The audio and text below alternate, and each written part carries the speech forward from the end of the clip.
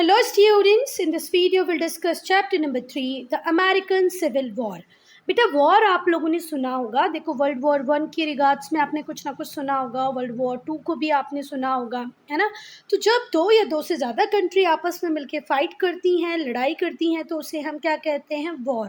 पर अगर हम सिविल वॉर की बात करें तो बच्चा सिविल वॉर में कंडीशन अलग होती है। इसमें दो कंट्री का इन्वॉल्वमेंट नहीं होता, इसमें एक ही कंट्री के लोग आपस में लड़ते हैं। जैसे ये रहा हमारा इंडिया, बहुत अच्छा तो मैप नहीं है पर मान लो ये हमारा इंडिया है। तो इंडिया के जो नदर्न इंडिया के जो लोग हैं, जो इंडिया के नॉर्थ पार्ट में रहते हैं, वो लोग इंडिया के साउथ पार्ट में रहने वाले मतलब सदर्न इंडिया के लोगों से अगर लड़ने लगे तो हम इसे क्या कहेंगे कि भाई इंडिया में क्या हो रहा है, सिविल वॉर। क्या सिविल वॉर की डेफिनेशन क्लियर हुई? जब एक ही कंट्री के सिटीजन्स आपस में किसी बात को लेके फाइट करें तो उसे हम क्या कहते हैं, सिविल वॉर। क्लियर है? चलो बेटा इस वीडियो में हम लोग डिस्कस करेंगे अमेरिकन सिविल वॉर को। हम देखेंगे कि वो कौन सी कंडीशंस थी जिनकी वजह से सिविल वॉर हुआ, कब स्टार्ट हुआ, कब ख़त्म हुआ। तो इसका जो पीरियड है वो है 1861 से 1865। ठीक है, 1861 में सिविल वॉर स्टार्ट होता है और 1865 में सिविल वॉर ख़त्म हो जाता है। चलो तो अब यहाँ पे क्वेश्चन आएगा, what do you mean by civil war या व्हाट इज सिविल वॉर। तो आप लोग क्या इसका आंसर देंगे? A war which is fought between the citizens of the same country. एक ही कंट्री के सिटीजन जब आपस में लड़ने लगे तो इसे हम क्या कहते हैं, सिविल वॉर। एक सिविल वॉर अमेरिका में भी हुआ, ठीक है, एक सिविल वॉर कहाँ पर भी हुआ बच्चा, अमेरिका में भी हुआ। A civil war was fought between northern and southern states of America too. America के जो नदर्न स्टेट्स थे वो किसके साथ फाइट करने लगे, सदर्न स्टेट्स के साथ फाइट करने लगे, और इसको क्या कहते हैं हम, अमेरिकन सिविल वॉर। जो सदर्न स्टेट्स थे अमेरिका के बच्चा, वो सिसीड कर गए। सिसीड या सिसीड करने का मतलब होता है टूट कर अलग हो जाना, है ना। जो यूनाइटेड स्टेट्स ऑफ अमेरिका बना था, इस यूनाइटेड स्टेट्स ऑफ अमेरिका से सदर्न स्टेट्स सिसीड कर जाते हैं, टूट के अलग हो जाते हैं। कब अलग हो जाते हैं बच्चा? 85 ईयर्स आफ्टर इंडिपेंडेंस। जब ब्रिटेन से आज़ादी मिली और यूनाइटेड स्टेट्स ऑफ अमेरिका बना, उसके 85 ईयर बाद ये जो स्टेट्स होते हैं सदर्न स्टेट्स, ये टूट कर अलग हो जाते हैं। ठीक है, तो अब ये अलग हो जाते हैं तो बच्चा एक वॉर होगा। A war begin to keep. बेटा वॉर क्यों होगा? क्योंकि जो यूनाइटेड स्टेट्स ऑफ अमेरिका की जो गवर्नमेंट है ना, उस टाइम जो भी प्रेसिडेंट होंगे वो चाहेंगे कि उनकी कंट्री की इंटेग्रिटी बनी रहे। इंटेग्रिटी का जो लिटरल हिंदी मीनिंग होता है वो होता है अखंडता। ठीक है, तो उनके कंट्री की यूनिटी बनी रहे, उनकी कंट्री में एकता रहे, अखंडता रहे। यूनिटी मतलब होता है एकता, इंटेग्रिटी मतलब होता है अखंडता। तो उनकी कंट्री एक रहे, वहाँ के लोग प्यार से मिलजुल कर रहे, इसलिए वॉर हुआ। ठीक है, क्योंकि ये जो सदर्न स्टेट्स सिसीड करके जा रहे थे, ये अच्छी तो बात नहीं थी, धीरे धीरे करके सब टूट जाते और फिर वैसे ही होता कि इनके ऊपर कोई धीरे से फॉरेन डोमिनेशन फिर स्टार्ट हो जाता। जैसे तैसे तो ये आज़ाद हुए थे, तो अमेरिकन सिविल वॉर होगा। ठीक है, ये वॉर क्यों हो रहा था? To keep the integrity and unity of the nation. और बेटा अगर यूनाइटेड स्टेट्स ऑफ अमेरिका की बात करें तो इतना सीरियस और कोई डिज़ास्टर वहाँ पर अब तक नहीं हुआ है जो उन्होंने अमेरिकन सिविल वॉर के टाइम पे फेस किया। तो ये जो अमेरिकन सिविल वॉर था ये सबसे डिज़ास्टरस था यूनाइटेड स्टेट्स ऑफ अमेरिका के लिए। मतलब आज तक जितनी भी ट्रेजेडी फेस की है यूनाइटेड स्टेट्स ऑफ अमेरिका में, उसमें सिविल वॉर टॉप पे था। मतलब जितने लॉसेस इस टाइम में हुए उतने कभी भी नहीं हुए the United states had ever faced. ठीक है, अब तक का फेस किया सबसे बड़ा डिजास्टर था ये। It put the United states into political crisis, और इसकी वजह से यूनाइटेड स्टेट्स में क्या आ गई बेटा, पॉलिटिकल क्राइसिस। डेथ हुई 6 लाख अमेरिकन की, 6 लाख अमेरिकन मर गए इस सिविल वॉर में। ठीक है, पॉलिटिकल क्राइसिस आ गया। सदर्न स्टेट्स की इकोनॉमी बैडली अफेक्ट हुई, और फिर जो वॉर के टाइम पे ये 5 सालों में 4 सालों में जो इकोनॉमी थी वो ट्रैक से उतरी, तो उसको वापस से ट्रैक पे आने में लगभग हाफ सेंचुरी 50 ईयर्स का पीरियड लग गया। बेटा सच बताएं, जैसे एक घर को बनाना है तो घर को बनाने में लगभग 1 साल 1 या 2 ईयर लग ही जाएगा। पर अगर उस घर को तोड़ना है तो विदिन अ 6 मंथ, विदिन अ 3 मंथ, और एक बॉम्ब लगा दी तो विदिन अ डे हम उस घर को तोड़ सकते हैं, पर विदिन अ डे हम उस घर को बना नहीं सकते। तो जो सदर्न स्टेट्स की इकोनॉमी जो बैडली हार्म हो गई थी, जो बहुत ज़्यादा हैम्पर्ड कर गई थी, खराब हो गई थी इस सिविल वॉर की वजह से, उसको वापस से ट्रैक में आने में, वापस से ठीक होने में लगी पूरी हाफ सेंचुरी, 50 ईयर्स।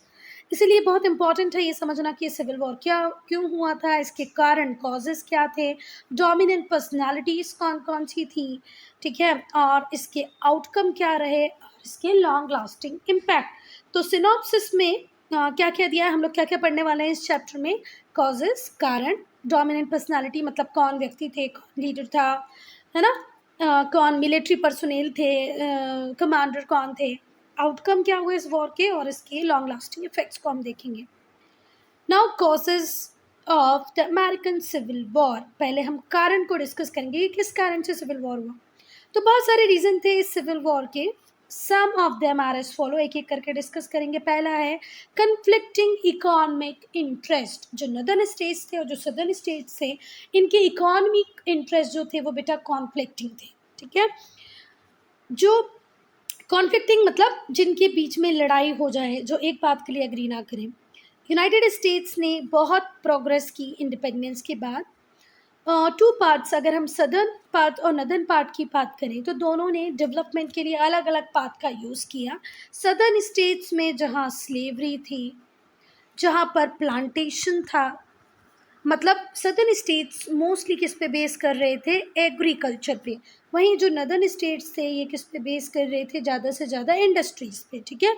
तो सदर्न स्टेट्स की जो इकॉनमी थी प्राइमरली प्राइमरी सेक्टर पे बेस करती थी, वहीं पे जो नदर्न स्टेट्स थे उनकी इकॉनमी सेकेंडरी सेक्टर पे मतलब इंडस्ट्री पे ज़्यादा बेस करती थी, ठीक है। Southern stands for agriculture, northern stands for industry. इन दोनों ने अलग अलग तरीके से अपने आप को डेवलप करना स्टार्ट किया। बेटा जो स्टेट्स नॉर्थ में थे उन वहाँ पर लार्ज मैन्युफैक्चरिंग यूनिट्स थी, इंडस्ट्रीज थी। जैसे मैंने बताया ना कि नॉर्थ वाले स्टेट्स ने अपने आप को डेवलप करने के लिए कौन सा पाथ लिया, इंडस्ट्रियल डेवलपमेंट। बहुत बड़ी बड़ी मैन्युफैक्चरिंग यूनिट्स लगा दी, इंडस्ट्रीज बना दी, उन्होंने टाउनशिप डेवलप की। अब देखो जहाँ पर एग्रीकल्चर बेस्ड इकोनॉमी होगी वहाँ पर रूरल एरियाज होंगे, विलेजेस होंगे, पर जहाँ पर इंडस्ट्रीज होगी वहाँ पर क्या बनेंगी, टाउन, सिटीज़। तो नए नए टाउन्स बनने लगे, सिटीज़ बनने लगी, कम्युनिकेशन नेटवर्क स्ट्रांग हो गया, ट्रांसपोर्टेशन सिस्टम अच्छा हो गया। वहीं इसके अपोजिट जो सदर्न स्टेट्स थे वो एग्रीकल्चर के थ्रू अपने आप को डेवलप कर रहे थे। वहाँ पर लार्ज स्केल में फार्मिंग होती थी, वो भी किसकी, कैश क्रॉप की, जैसे कॉटन, टबैको, शुगर कैन। तो नदर्न स्टेट्स जहाँ पर इंडस्ट्रियल डेवलपमेंट पे ज़्यादा फोकस कर रहा था, सदर्न स्टेट्स की इकोनॉमी एग्रीकल्चर पे बेस करती थी, ठीक है। वहाँ पर लार्ज स्केल में कैश क्रॉप को ग्रो किया जाता है। कौन कौन सी cash crop, cotton, tobacco, sugar cane से शुगर बनती थी, टबैको से सिगरेट बनती थी, और कॉटन से क्लॉथ्स बनते थे। जो इंक्रीज प्रोडक्शन था इन क्रॉप्स का, इसके लिए हमें मोर लेबर की रिक्वायरमेंट थी, ठीक है। अगर कॉटन ग्रो करना है तो वो भी लेबर इंटेंसिव है, टबैको में भी लेबर चाहिए। तो अगर इनका ज़्यादा प्रोडक्शन आपको करना है तो आपको ज़्यादा लेबर चाहिए पड़ेंगे। तो जो अवेलेबल सोर्सेज थे चीप लेबर के वो थे स्लेव्स, ठीक है। अगर सदर्न स्टेट्स को फ़ायदा करना है तो उन्हें क्या चाहिए, उन्हें चाहिए ज़्यादा से ज़्यादा स्लेव्स, चीप लेबर, सस्ता लेबर चाहिए। और सस्ता लेबर उस टाइम में किस फॉर्म में मिलता था, स्लेव्स की फॉर्म में मिलता था। देवर बॉट फ्रॉम अफ्रीका, वो कहाँ से लाए जाते थे, अफ्रीका से लाए जाते थे, और उन्हें फोर्स किया जाता था कि तुम्हें इन फील्ड्स में काम करना पड़ेगा। बेटा बहुत ही ख़राब स्थिति में लाया जाता था इनको। इनको ब्रांडेड करके, शैकल्ड करके, शिप में टाइटली पैक करके अमेरिका भेज दिया जाता था, और यहाँ पर ये बेचारे बहुत ज़्यादा लेबर करते थे, जब जाके इन्हें 2 टाइम का खाना मिलता था। मतलब इनकी कंडीशन बहुत ज़्यादा ही ख़राब थी। पर क्या करें, अगर सदर्न स्टेट्स को डेवलप करना है तो स्लेवरी तो होगी ही होगी। बेटा जो स्टेट्स नॉर्थ में थे, जो नदर्न स्टेट्स थे, वो ट्रांसपोर्ट और कम्युनिकेशन फैसिलिटीज़ को बहुत ज़्यादा डेवलप करना चाहते थे। क्यों? क्योंकि इंडस्ट्रियल ग्रोथ को सपोर्ट तभी मिलेगा जब आपके पास अच्छे रोड्स होंगे, अच्छी कम्युनिकेशन फैसिलिटीज़ होंगी, है ना, तभी इंडस्ट्रियल ग्रोथ होगी। पर वहीं पे जो सदर्न स्टेट्स थे वो इसके अपोज में थे, क्योंकि उनको लगता था कि ये सॉइल की फर्टिलिटी को अफेक्ट कर रहा है ना। तो कॉन्फ्लिक्ट इनके बीच में ऐसे छोटे छोटे ही अब स्टार्ट हो जाएंगे। नॉर्दर्न स्टेट्स बोलेगा ट्रांसपोर्ट कम्युनिकेशन बनाओ, सदर्न स्टेट्स बोलेंगे नहीं नहीं नहीं, इससे सॉइल की फर्टिलिटी खत्म हो रही है, हम तो ऐसा कुछ भी नहीं करेंगे। चलो, इशू ऑफ टैरिफ। टैरिफ का मतलब होता है बेटा टैक्स, ठीक है बात। चलो, तो जो नदर्न और सदर्न स्टेट्स थे वो इस बात पे भी क्लैश थे, उन लोगों के बीच में इस बात पे भी कॉन्फ्लिक्ट थे कि भाई ये जो टैक्सेस हैं ये किस तरीके से लगाए जाएं। जो इंडस्ट्रीज़ थी नदर्न स्टेट्स में वो बहुत ज़्यादा फ्लरिश कर रही थी, बहुत ज़्यादा डेवलप कर रही थी, है ना। तो इनको लग रहा था कि हमारी कंट्री में जो भी सामान दूसरी कंट्री से आ रहा है उसके ऊपर हम क्या लगा दें, टैक्स लगा दें, क्योंकि अब हमारी कंट्री में ही तो इतना सारा प्रोडक्ट बन रहा है, हमारे जो लोग हैं वो हमारे प्रोडक्ट को खरीदें, तो वो फॉरेन गुड्स के ऊपर क्या लगा दे रहे थे, टैक्स लगा दे रहे थे। क्लियर है बात। चलो, तो नदर्न और सदर्न स्टेट्स का क्लैश टैरिफ के इशू को लेके भी था। जो इंडस्ट्रीज़ थी नॉर्थ में वो बहुत ज़्यादा ग्रो कर रही थी, फ्लरिश कर रही थी, तो वो चाहते थे कि वो प्रोटेक्ट करें अपने गुड्स को from competition from foreign industries. Foreign industries से जो कंपटीशन गुड्स को मिल रहा है वो कंपटीशन अब ना मिले। तो नदर्न स्टेट्स के लोग चाहते हैं भाई हम जो गुड्स बना रहे हैं उससे हमें प्रोटेक्शन देनी होगी, तो फॉरेन गुड्स पे क्या लगा दो, टैक्सेस लगा दो। ये अपने गुड्स को प्रोटेक्ट करना चाहते हैं, इसीलिए वो फेवर में थे कि हाई टैरिफ लगा दी जाए, हाई टैक्सेस लगा दी जाए फॉरेन गुड्स पे। जो हाई टैरिफ था वो फॉरेन गुड्स को ज़्यादा फेवर करते थे कि नहीं भैया ये यूनियन है, ये वन नेशन है, इसे वन नेशन ही रहना चाहिए। इनका कहना था no one has the right to quit the union, किसी के पास राइट है ही नहीं कि वो यूनियन को क्विट कर दे, ये तो गलत होगा, ऐसा नदर्न स्टेट्स कहते हैं। पर सदर्न स्टेट्स कहते हैं नहीं, ये राइट हमारा अपना होना चाहिए, हम जब चाहे हम यूनियन को क्विट कर सकते हैं। अब एक सबसे बड़ा इशू जो बहुत ज़्यादा प्रॉब्लमेटिक था, इशू ऑफ स्लेवरी। ये बहुत बड़ा इशू था बेटा, है ना। गुलामी, स्लेवरी का मतलब क्या होता है, गुलामी, जहाँ पर हम लोगों को ख़रीद के ले आते हैं, उनसे जितना मतलब होता है उतना काम करवाते हैं, उन्हें कोई हमें सैलरी नहीं देनी पड़ती, बस वन टाइम परचेस का जो अमाउंट होता है वो देना पड़ता है। सोचो, हम आज चीज़ों को ख़रीदते हैं, पहले लोग लोगों को ख़रीद लेते थे। तो जो नदर्न स्टेट्स थे वो चाहते थे स्लेवरी ख़त्म हो जाए, क्योंकि उन्हें फ्री लेबर की रिक्वायरमेंट थी फैक्ट्रीज़ के लिए। पर स्लेवरी कंटिन्यू रही कहाँ पर, साउथ में, और ज़्यादा फ्लरिश करती रही कहाँ पर, साउथ में। अभी मैंने थोड़े दिनों पहले एक वीडियो देखा, उसमें ये दिखाया जा रहा है कि किसी कंट्री में, किसी स्टेट में स्लेवरी को अच्छा बताया जा रहा है, टेक्स्ट बुक रिवाइव की गई हैं जहाँ पर स्लेवरी को बहुत अच्छा बोला गया है। मुझे बिल्कुल ध्यान नहीं आ रहा मैंने किस रेफरेंस में, किस कॉन्टेक्स्ट में पढ़ा था उसको, चलो छोड़ो। तो वहाँ तो स्लेवरी साउथ में बहुत फ्लरिश कर रही थी और कंटिन्यू थी, नदर्न स्टेट्स ने इसे ख़त्म कर दिया था। और बेटा जो सदर्न स्टेट्स था उनके लिए तो प्रॉफिटेबल थी स्लेवरी, ठीक है, उन्हें चाहिए थे चीप लेबर, और चीप लेबर कैसे अवेलेबल होंगे, थ्रू स्लेवरी ओनली, तो ये चाहते थे कि स्लेवरी कंटिन्यू रहे। मीनवाइल इंडस्ट्रियल रेवोल्यूशन हुआ यूरोप में, तो वहाँ पर कॉटन की डिमांड बहुत ज़्यादा बढ़ गई। जो सदर्न स्टेट्स थे वो मेजर सप्लायर थे कॉटन के, किसको, इंग्लैंड को, तो उन्हें तो ज़्यादा से ज़्यादा स्लेव चाहिए था जिससे कि वो इंग्लैंड की डिमांड को पूरा कर पाए, ठीक है। देखो, अगर हम कॉटन प्रोडक्शन की बात करें तो कॉटन प्रोड्यूस हम भी करते थे, इंडिया और यूनाइटेड स्टेट्स ऑफ अमेरिका भी करता था, पर हम हमारी होम डिमांड को पूरा करने में लगे रहते थे। तो United states of America England की इंडस्ट्रीज़ को फीड कराता था कॉटन, है ना। अब जो सदर्न स्टेट्स थे वो मेजर सप्लायर थे किसके, कॉटन के, तो उन्हें और स्लेव्स चाहिए थे जिससे ये डिमांड की को, कॉटन की डिमांड को पूरा कर पाएँ। इसीलिए वो सपोर्ट करते थे स्लेवरी का और नहीं चाहते थे कि फ्यूचर में भी वो ख़त्म हो, ठीक है। Wanted to spread it further, और आगे तक उस स्लेवरी को लेके जाना चाहते थे कौन, सदर्न स्टेट्स।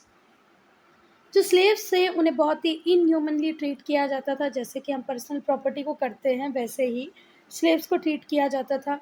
उनकी ऑक्शन, उनकी बोली लगाई जाती थी, उन्हें बेचा जाता था, उन्हें खरीदा जाता था। तुम सोचो उस आदमी का क्या हाल होता होगा जिसे खुद बेचा और ख़रीदा जाता है। उन्हें फ़ोर्स किया जाता था अनहाइजेनिक कंडीशन में रहने के लिए, उन्हें बहुत सारी बीमारियाँ हो जाती थी। अच्छा, जो नदर्न स्टेट्स थे बच्चा वो थोड़े से लिबरल थे, लिबरल आइडियाज़ से इंस्पायर थे, तो उनके हिसाब से तो जो स्लेवरी थी वो एक सोशल एविल, सामाजिक बुराई बन के रह गया था कि भैया अगर आप इक्वालिटी की बात करते हो तो इक्वालिटी तो सबके लिए स्टैंड करती है, स्लेव भी ह्यूमन है, इंसान है, उनके साथ हम इस तरीके का व्यवहार कैसे कर सकते हैं? ये तो गलत बात है। ये कौन कह रहे हैं बच्चा? नॉर्दर्न स्टेट्स के लोग। इसीलिए वो चाहते थे कि स्लेवरी को एबॉलिश कर दिया जाए। एक एंटी स्लेवरी मूवमेंट स्टार्ट हो गया नॉर्दर्न स्टेट्स में। जो सदर्न स्टेट्स थे वो इसे थ्रेट की तरह देखने लगे कि भई ये नॉर्दर्न स्टेट्स के लोगों को तो लेबर की ज़रूरत भी नहीं है। हम अच्छा खासा कमा रहे हैं स्लेव ट्रेड की वजह से, स्लेवरी की वजह से, इन्हें ये भी नहीं अच्छा लग रहा। तो अब और टशल थोड़ा-सा इंटेंस हो जाएगा। बेटा ये इमेज है जिसमें पोएट्री किया गया है कि कैसे स्लेव्स का मार्केट होता था। देखो इस तरीके से देखकर हम लोग क्या करते थे, खरीद लेते थे आदमियों को, गुलामों को। बेटा I will make separate video for quick revision, okay. Next reason था स्लेवरी वर्सेस फ्री स्टेट्स, ठीक है। अब धीरे धीरे क्या होगा बच्चा, पॉपुलेशन बढ़ती जाएगी अमेरिका की, ठीक है। There was an increase in population due to the growth in American economy. जैसे जैसे अमेरिकन इकोनॉमी ग्रो करेगी वहाँ पर पॉपुलेशन भी ग्रो कर जाएगी। तो वेस्टर्न एरियाज में भी लोग अब पहुँचेंगे, जिससे पहले फ्रांस और स्पेन कंट्रोल करते थे। मतलब देखो इस तरीके से नॉर्थ अमेरिका का मैप अगर हम देखें तो कुछ इस तरीके का दिखेगा तुम्हें, ठीक है। नॉर्थ अमेरिका में यहाँ पर ये यूनाइटेड स्टेट्स ऑफ अमेरिका की कॉलोनी हुआ करती थी, ये 13 कॉलोनी, जिसे ब्रिटेन ने आज़ादी दे दी थी एक टाइम, एक स्ट्रगल के बाद में। यहाँ पर फ्रांस और स्पेन रूल करता था। तो अब ये जो कॉलोनी की पॉपुलेशन है बढ़ेगी, तो ये लोग वेस्ट वर्ड मूव करेंगे, उस एरिया में मूव करेंगे जहाँ पहले फ्रांस का रूल था, जहाँ पहले स्पेन का रूल था। समझ में आई बात? तो देखो अमेरिका की इकोनॉमी की ग्रोथ के साथ वहाँ की पॉपुलेशन भी बढ़ने लगी, तो लोग माइग्रेट करके वेस्टर्न एरियाज़ में गए जहाँ जिसे पहले कंट्रोल ब्रिटेन, फ्रांस और स्पेन करते थे। They had vacated them because वहाँ पर देखो, अब पूछोगे आप लोग कि फ्रांस और स्पेन कहाँ चले गए, उन्होंने क्यों आने दिया अमेरिकन को वेस्ट वर्ड? तो बेटा इन लोगों ने, फ्रांस ने और स्पेन ने इस एरिया को खाली कर दिया था, क्योंकि उनको एडमिनिस्ट्रेशन में बहुत डिफ़िकल्टीज़ आ रही थी, है ना। वो प्रॉपर मैनेज नहीं कर पा रहे थे इतनी दूर सारी चीज़ों को। तो जो वेस्टवर्ड एक्सपांशन था उसने नई टेरिटरीज़ ऐड कर दी यूनाइटेड स्टेट्स में। अब यूनाइटेड स्टेट्स का एरिया और एक्सपांड करने लगा। जैसे जैसे नई टेरिटरीज़ इंक्लूड होने लगी यूनाइटेड स्टेट्स में, तो दोनों ही नदर्न स्टेट्स और जो सदर्न स्टेट्स थे वो एक दूसरे के साथ लड़ने लगे। अब क्या लड़ने वाला टॉपिक है इनमें? अब तो टेरिटरी का एक्सपांशन हो रहा है, अब क्यों नॉर्थ साउथ लड़ रहे हैं? तो देखो हुआ ये, जो सदर्न स्टेट्स थे वो चाहते थे कि जो न्यू स्टेट्स बने उन्हें स्लेवरी अलाउड स्टेट्स का स्टेटस मिले, ठीक है। अब सदर्न स्टेट्स बच्चा फ्लरिश ही इस वजह से कर पा रहे थे क्योंकि वहाँ स्लेवरी थी। Now they wanted all the newly established states be slavery allowed states. पर वहीं पर जो नदर्न स्टेट्स थे वो चाहते थे कि नहीं भैया फ्री स्टेट्स बनने चाहिए, स्लेवरी फ्री स्टेट्स होने चाहिए, स्लेवरी वहाँ पर नहीं होनी चाहिए, ठीक है। The reason behind this was to control the US parliament. अब ये इतना बड़ा मुद्दा क्यों है? अब जो सदर्न स्टेट्स हैं उनको खुश रहना चाहिए जितने एरिया में स्लेवरी है उतने में ही, पर ये आगे क्यों जाना चाहते हैं बच्चा? सिर्फ इसलिए जाना चाहते हैं क्योंकि ये जितने ज़्यादा फ्री स्टेट होंगे या जितने ज़्यादा स्लेवरी वाले स्टेट्स होंगे, ये यूएस पार्लियामेंट में इनको इनके अकॉर्डिंग, इनकी पॉपुलेशन के हिसाब से सीट्स मिलेंगी। तो जितने ज़्यादा फ्री स्टेट्स होंगे उतने ज़्यादा सीट्स किसको मिल जाएगी? फ्री स्टेट्स को मिल जाएगी। जितने ज़्यादा स्लेवरी वाले स्टेट्स होंगे उतनी ज़्यादा सीट्स उनके पास होगी। तो अल्टीमेटली पार्लियामेंट को कौन कंट्रोल करेगा? फ्री स्टेट्स वाले के स्लेवरी स्टेट्स वाले। इसलिए चाहते थे कि ज़्यादा से ज़्यादा स्टेट्स ऐसे बने जो फ्री हों। सदर्न स्टेट्स चाहता था ज़्यादा से ज़्यादा स्टेट्स ऐसे बने जिनमें क्या हो? स्लेवरी हो। यूएस पार्लियामेंट जो कांग्रेस थी उसमें 2 हाउसेस थे, जैसे हमारे यहाँ लोकसभा, राज्यसभा है, वहाँ पर senate and the representatives 2 houses थे। Each state sent 1 member of the house of senate, और हर स्टेट एक मेंबर भेजता था अपने यहाँ से सीनेट के लिए। However the seats in the house of representatives were allocated as per the state population. देखो ये तो फिक्स था कि जितने भी स्टेट होंगे एक मेंबर सीनेट के लिए भेज देंगे, तो सीनेट का तो किस्सा यही खत्म होता है। पर रिप्रेजेंटेटिव्स में क्या था, जो रिप्रेजेंटेटिव्स था, हाउस ऑफ रिप्रेजेंटेटिव था, वहाँ पर जो व्यक्ति जाते थे वो पॉपुलेशन के प्रपोर्शन में जाते थे, ठीक है। तो नॉर्दर्न स्टेट्स और सदर्न स्टेट्स चाहते थे ज़्यादा से ज़्यादा उनके लोग वहाँ जाके बैठें। अब इंडिया के एग्जांपल से समझो तो तुम्हें समझ में आ जाएगा। जैसे ये लोकसभा है और जैसे ये राज्यसभा है, तो राज्यसभा में सपोज़ करो हमने एक मेंबर हर स्टेट से भेज दिया, मतलब टोटल 28 मेंबर भेज दिए। पर लोकसभा में हम क्या कह रहे हैं कि चलो भई तुम पॉपुलेशन के हिसाब से आ जाओ, तो जिस स्टेट की ज़्यादा पॉपुलेशन उसको लोकसभा में सीट ज़्यादा मिलेंगी। इतनी सी लड़ाई थी इन दोनों के बीच में। ये है इनकी सीनेट बिल्डिंग। अब भले ही वो नदर्न स्टेट हो या सदर्न स्टेट हो, दोनों ही कांग्रेस को कंट्रोल करना चाहते हैं। इसलिए वो चाहते हैं कि नए जो स्टेट्स बने, नदर्न स्टेट्स चाहते हैं फ्री स्टेट्स बने, सदर्न स्टेट चाहते हैं वो स्लेव स्टेट बने। Publication of uncle Tom's cabin, ये एक नॉवल था, ठीक है, बुक थी, एक नॉवल था। क्या? Uncle Tom's cabin. इसका जब पब्लिकेशन हुआ ना, तो क्या बोलना चाहिए, फायर, आग लग गई हर जगह। आग मतलब बेसिकली ऐसी वाली आग नहीं है जिससे सब जल जाएंगे, मेंटल फायर, ठीक है ना। एक अलग रेवोल्यूशनरी लोगों के दिमाग में विचार आने लग गए, लोग सोचने लग गए। हैरियट बिचर स्टोर ने लिखी Uncle Tom's Cabin, Harriet Beecher Stowe ने लिखी अंकल टॉम्स कैबिन। कब? 1852 में, जब ये पब्लिश होके आया ये जो नॉवल, तो इसने बहुत ही अगली साइड दिखाया स्लेवरी का, कि ये जो स्लेवरी है ये किस हद तक बुरी हो सकती है।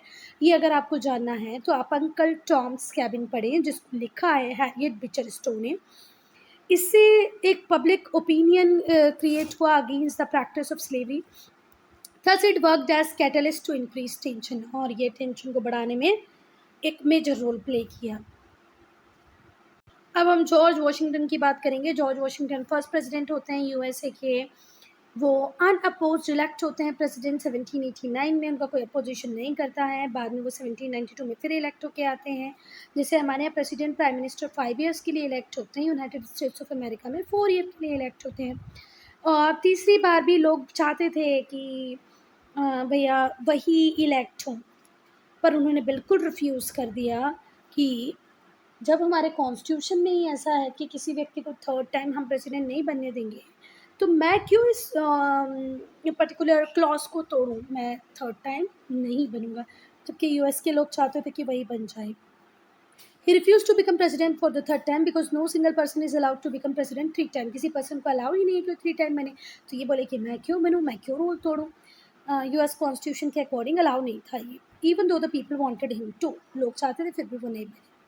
अब हम प्रेसिडेंशियल इलेक्शन की बात करेंगे। चलो प्रेसिडेंशियल इलेक्शन, तो अब्राहम लिंकन थे, उन्हें चूज़ किया गया कि वो प्रेसिडेंशियल इलेक्शन लड़ें 1860s में। He was a candidate of Republican party. किस पार्टी को बिलोंग करते थे? द रिपब्लिकन पार्टी को। तो अब्राहम लिंकन जो 1860 में बोला गया इलेक्शन लड़े, वो किस पार्टी को बिलोंग करते थे? The Republican party. इन्हें जाना जाता था इनकी एंटी स्लेवरी व्यूज़ के कारण।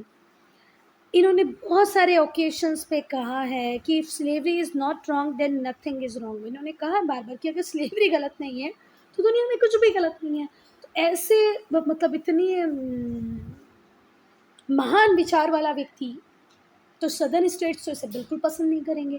ये जो अब्राहम लिंकन थे ये नदर्न स्टेट से थे। ये कहते थे कि स्लेवरी अगर गलत नहीं है तो फिर दुनिया में कुछ भी गलत नहीं है, ठीक है। और ये 1860 में इलेक्शंस के लिए लड़े, ये रिपब्लिकन पार्टी से थे। His candidature further widen the gap between the northern and southern state. जैसे ही सदर्न स्टेट्स को पता चला कि भैया नदर्न स्टेट्स के लोग सपोर्ट करें अब्राहम लिंकन को, तो ये जो गैप था इन दोनों के बीच में और वाइडन हो गया, कन्फ्लिक्ट और बढ़ गए। अब्राहम लिंकन ने इलेक्शन जीत भी लिए 1860 में, ठीक है। और जैसे ही सदर्न स्टेट्स को खबर मिली कि अब्राहम लिंकन जीत गए, 7 स्टेट्स फटाफट यूनियन से सिसीड हो गए, अलग हो गए। 4 more states join them after first shot of civil war was fire. बेटा पहले जब 1860 में जैसे ही खबर पहुंची कि अब्राहम लिंकन जीत रहे हैं, उसके बाद 7 स्टेट्स तुरंत अलग हो गए। फिर जैसे ही सिविल वॉर स्टार्ट हुआ, सिविल वॉर का जब फर्स्ट शॉट हुआ, उसके बाद ही 4 और स्टेट थे जो यूएसए से टूटकर साउथ कन्फेडरेसी के साथ मिल गए। तो टोटल 11 स्टेट्स थे जिन्होंने यूनियन को क्विट कर दिया। इन्होंने नया कोलेशन बना लिया जिसे कहा गया confederate states of America. Now United states of America से स्टेट्स टूट कर क्या बना लेते हैं? Confederate states of America. और ये लोग चुन लेते हैं जेफरसन डेविस को एज देयर प्रेसिडेंट, ठीक है। तो प्रेसिडेंट चुने गए नदर्न स्टेट्स के कौन? Abraham Lincoln. उसी टाइम सदर्न स्टेट्स में से 7 और फिर बाद में 4, ये 4 टोटल मिलके 11 स्टेट से सीट कर गए और इन्होंने अपने प्रेसिडेंट के रूप में चुना किसे? जेफरसन डेविस को। और फिर इन्होंने अपना कॉन्स्टिट्यूशन भी लिख लिया। सोचो ज़रा कितनी जल्दी में थे ये लोग, अपना कॉन्स्टिट्यूशन भी लिख लिया, नया फ्लैग भी बना लिया और स्लेवरी को लीगल स्टेटस भी दे दिया। बहुत फास्ट थे भाई, बहुत ही ज़्यादा फास्ट थे। तो इन्होंने इन्होंने जेफरसन डेविस, पता नहीं कैसे थॉमस जेफरसन याद आता है मुझे, इन्होंने जेफरसन डेविस को अपना प्रेसिडेंट चुना, नया कॉन्स्टिट्यूशन बना लिया, नया झंडा भी बना लिया और स्लेवरी को लीगल स्टेटस दे दिया. Student, I am ending this video here. Only if you have any doubt, any problem, to write in comment section. We'll discuss outbreak of civil war in part 2. अब इसको बेटा अगर हम एक example से समझे तो देखो ऐसे समझ सकते हैं कि अगर ब्रिटेन से कोई गुड आया, वो 100 रुपीज़ का था, पर जब यूएस की बाउंड्रीज़ के अंदर वो एंटर करेगा तो यूएस इसके ऊपर 20% टैक्स लगा दे, तो कितना हो जाएगा 100 का 20%, 120 रुपीज़ का वो आइटम हो जाएगा. कितना रुपीज़ का हो जाएगा? 120 रुपीज़ का. अब ये अगर 120 रुपीज़ का हो जाता है या हम 30% इसके ऊपर टैक्स लगाते हैं तो ये 130 रुपीज़ का हो जाता है, तो ये यूएस में बन रहे गुड्स के अकॉर्डिंग कॉम्पिटिटिव हो जाएगा. ठीक है. और जब ब्रिटिश गुड महंगा हो जाएगा या किसी और कंट्री से आया हुआ गुड महंगा हो जाएगा तो लोग किसको ही खरीदेंगे? वो गुड जो यूएसए में बना होगा. ये ही चाहते थे नदर्न स्टेट्स. पर जो सदर्न स्टेट्स थे वो चाहते थे कि जो टैरिफ है उनका अमाउंट कम हो जाए. क्यों कम हो जाए? क्योंकि ये इम्पोर्ट करते थे बहुत सारे फॉरेन गुड्स को. देखो नदर्न स्टेट्स में तो इंडस्ट्रीज थी, है ना, तो बहुत सारा कुछ वो खुद बना रहे थे, खुद यूज़ कर रहे थे, पर सदर्न स्टेट्स में तो इंडस्ट्री थी ही नहीं, तो इन्हें तो गुड को मंगवाना ही पड़ता था, भले ये नदर्न स्टेट से मंगवाएं या तो किसी और कंट्री से मंगवाएं. तो ये सोचते थे कि नहीं, हम तो है ना टैरिफ ड्यूटीज़ को कम से कम रखना चाहते हैं जिससे फॉरेन गुड्स हमारे लिए सस्ता रहे. ठीक है. अगर टैरिफ में कोई राइज होगा तो इनका इंपोर्ट कॉस्ट भी हो जाएगा. जैसे आज हम बोलें कि हम पेट्रोल मंगाते हैं, डीजल मंगाते हैं, मतलब क्रूड ऑयल जो हम मंगवा रहे हैं, मतलब हम इंडिया में इंपोर्ट कर रहे हैं, अगर उसके प्राइसेस बढ़ जाएंगे तो पेट्रोल डीजल के प्राइसेस मार्केट में भी बढ़ जाएंगे ना भाई. तो ये वही बात कह रहे हैं कि आप भैया गुड के ऊपर टैरिफ नहीं लगाएं, क्योंकि हमें तो बेसिकली ज़रूरत पड़ती है ना इम्पोर्टेड गुड्स की. हम क्यों हमारे इम्पोर्ट्स को कॉस्टलियर बनाएंगे? तो ये जो प्रोटेक्टिव टैरिफ थी वह रेज्ड ऑन मेनी ओकेशंस, बहुत सारे ओकेशंस पे ये प्रोटेक्टिव टैरिफ बढ़ा दी जाती थी. और जो सदर्न स्टेट्स थे उन्हें लगता था कि नदर्न स्टेट्स ये जानबूझ के ऐसा कर रहे हैं और ये जो नदर्न स्टेट्स हैं ये हमें कहीं प्रॉब्लम में डालकर खुद हमारी कॉस्ट पे ग्रो करना चाहते हैं. ये अपना डेवलपमेंट चाहते हैं पर कहीं ना कहीं ये हमें प्रॉब्लम में डाल रहे हैं. इससे एगिटेशन बढ़ता गया सदर्न स्टेट्स में. ठीक हुई बात बेटा. बहुत इजी था, टॉपिक था कि यहाँ पर गुड्स बन रहे हैं, यहाँ पर गुड्स नहीं बन रहे. अब जहाँ पर नहीं बन रहे हैं तो ये इंपोर्ट करा रहे हैं. अगर ये इंपोर्ट करा रहे हैं तो ये नहीं चाहते कि इनके ऊपर टैरिफ ज़्यादा बढ़ाया जाए, ये चाहते हैं कि वो ईजीली सस्ते दामों पे इन्हें मिल जाए. पर ये गुड्स खुद बना रहे हैं तो इन्हें लग रहा है कि इन्हें कोई इम्पोर्ट इनकी एरिया में ना हो. नो इम्पोर्ट दे वॉन्ट, है ना. अब इम्पोर्ट इन्हें नहीं चाहिए तो ये क्या लगाते हैं? इम्पोर्टेड आइटम्स पे हाई टैरिफ लगा दे रहे हैं, हाई परसेंट में टैरिफ्स लगा दे रहे हैं, जिससे कि गुड महंगा हो जाए और इनके यहाँ बिके ही ना. तो ये दोनों की अपनी अपनी प्रॉब्लम थी. चलो स्टेट्स राइट की अगर हम बात करें, नाउ स्टेट्स राइट, स्टेट के क्या राइट होंगे उसकी बात करें तो बच्चा स्टेट के राइट क्या होंगे, इस क्वेश्चन पे भी दोनों के बीच में अच्छा खासा प्रॉब्लमेटिक सिचुएशन थी. ठीक है. जो सदर्न स्टेट्स थे वो चाहते थे कि इंडिविजुअल स्टेट्स के पास ज़्यादा से ज़्यादा राइट रहें. वो चाहते थे कि अगर कोई state United states of America से सिसीड करना चाहता है या यूनाइटेड स्टेट्स ऑफ अमेरिका को छोड़ना चाहता है तो वो आसानी से छोड़ दे, कोई प्रॉब्लम नहीं है उसमें. पर जो नदर्न स्टेट्स थे वो सिसीड होने के बाद को गलत मानते थे. उनके अकॉर्डिंग भाई ये वन नेशन है, ये यूनियन एक रहनी चाहिए, हम लोग यूनियन नहीं, हम एक नेशन है, हमें नेशन के साथ हमेशा रहना चाहिए, ऐसा नदर्न स्टेट्स मानते थे. ठीक है. देखिए एक बार, तो जो स्टेट्स की पावर को लेके जो क्वेश्चन था उसमें भी दोनों स्टेट्स अलग अलग डायरेक्शन में जा रहे थे. सदर्न स्टेट्स कहते थे कि इंडिविजुअल के पास ये राइट होना चाहिए कि वो कंटिन्यू करें यूनियन के साथ या उससे सिसीड हो जाए. ठीक है. ये स्टेट का ही डिसीज़न होना चाहिए. पर जो नदर्न स्टेट्स हैं वो फेवर